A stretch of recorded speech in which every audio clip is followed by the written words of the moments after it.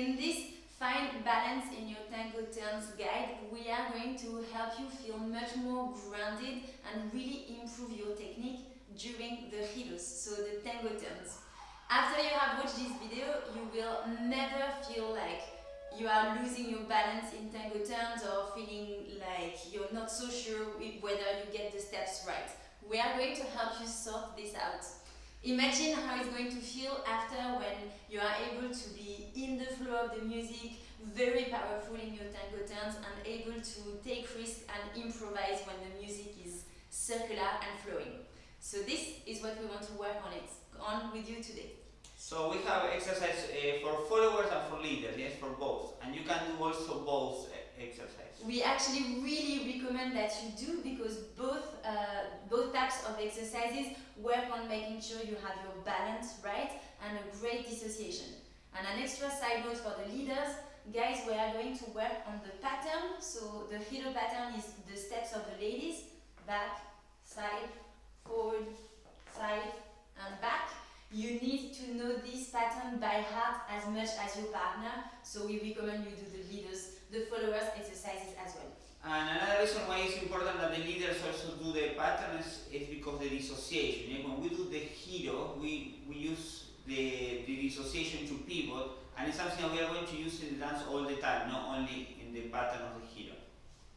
Okay, now the first exercise that we are going to do is in a line. Yeah? So what we're going to do is the pattern of the giro, side, forward, side, forward, side, back. The pattern of the giro in the line, yes? So at home, in the living room, in the kitchen, in the studio, anywhere where you can practice this, it's very useful. If you have a mirror or a wall that you can face, it's better, so you keep always your torso facing forward, yes? So you can also, if you want, you can put your hands like this in front of your chest. We are going to start with a weight in the left leg. We are going to start pushing with the supporting leg to take a side step. We find the axis, the balance in the right leg, and from here we are going to initiate the pivot with the center of the body, yes? So it's torso, hips, leg, and then we do the counter position with the torso, so the torso come back facing forward. And now we are ready to go forward. So now we go forward. Again, we transfer the weight, yes, and from here what we don't want to do is to collect, yes. We are going to move the torso again, the center, torso, hips, legs, to bring us back. So remember, the pivot is a consequence of what is happening here. And then we are going to do side step again, and then we are going to go back. So again, we find the axis, we find stability in one leg, we leave the free leg, and we go with the torso. Torso, hips, leg, and counter position with the torso to keep the shoulders facing forward.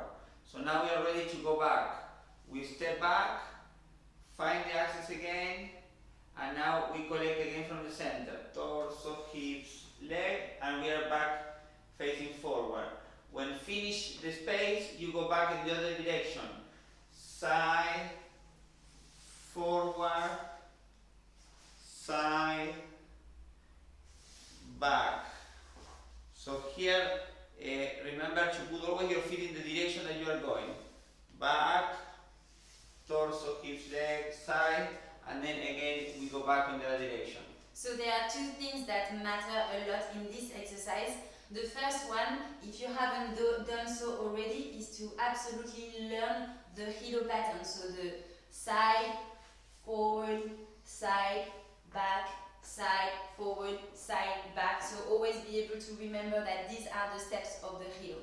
And then the second thing, which is what Pablo was showing to you before, is that the movement starts from the dissociation. So it's really torso, hip, and then the leg that is driving your pivot, and not collecting with the free leg here.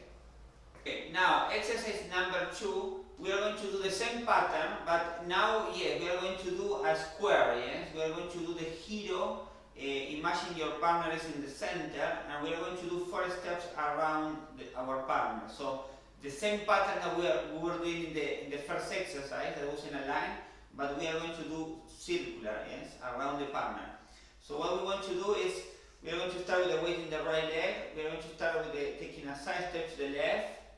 And what we are going to do, we are going to find the axis, find the stability in the left leg, and we are going to count until 4. 1, 2, 3, 4. So what we want is with the center to bring the free leg. So we leave the center to bring the leg, but we are going to count, yes?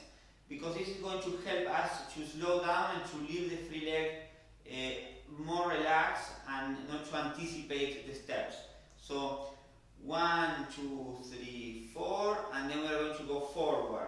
So we step forward and then we are going to count until 4 to collect, to bring the free leg together. So torso, torso, hips, leg, and we count 1, 2, 3, 4.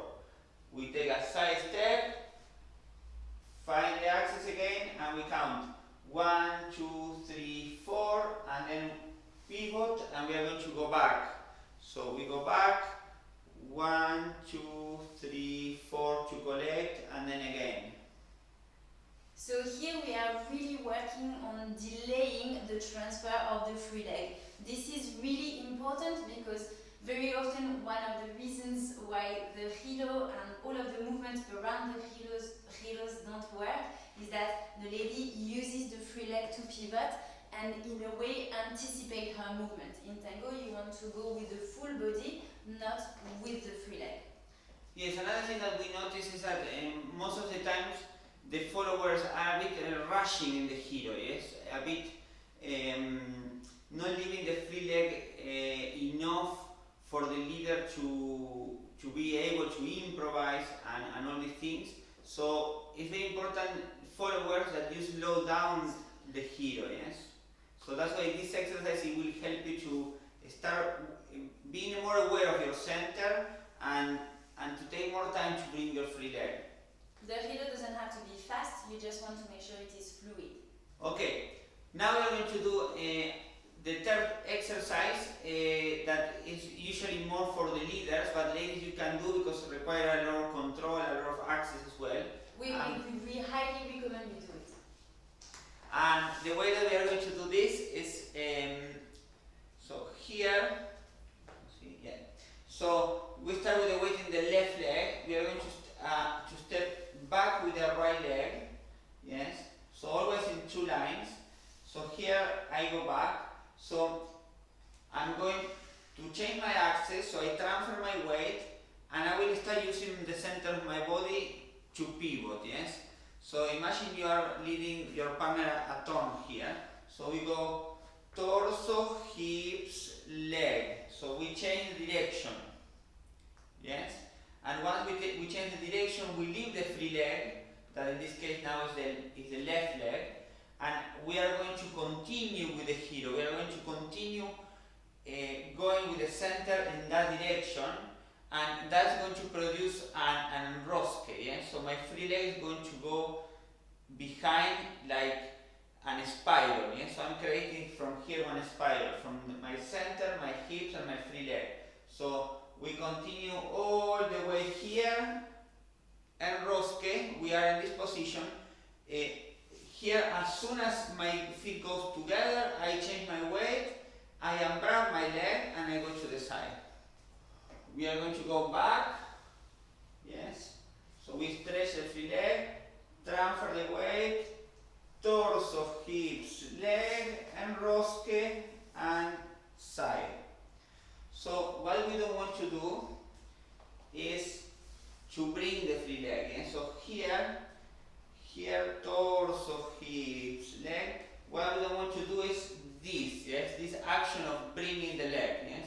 This is a cross. It's something that we use as a decoration in the dance, but it's not what we want to do now, yes. What we want to do now is to bring our free leg as a consequence of what is happening in the body. So I will leave completely my free leg there, and I will go with my torso, hips, and then the leg.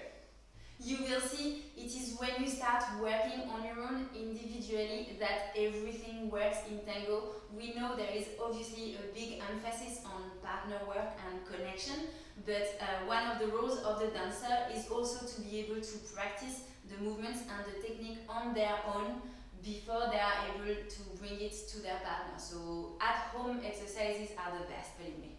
Yes, and remember that to understand your partner, first you need to understand yourself. You need to understand your body, where are your feet, where are your arms, and where is your access. Once you understand yourself, it will be much easier to connect with your partner. Yes. So we hope it is helpful, and please let us know how it goes. Bye.